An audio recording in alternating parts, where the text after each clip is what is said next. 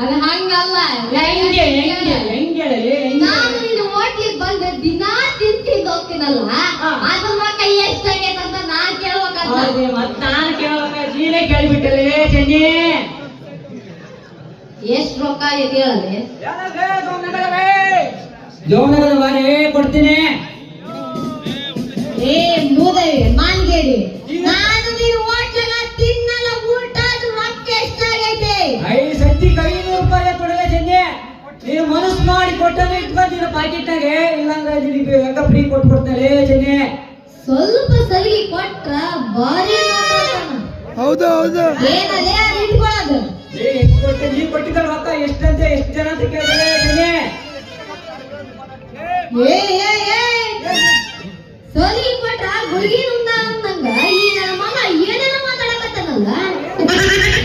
ಎಷ್ಟು ಜನ ಅಂತ ಕುಂತಿ ನಾ ಕೊಟ್ಟು ರೊಕ್ಕ ರೇ ಚೆನ್ನಿ.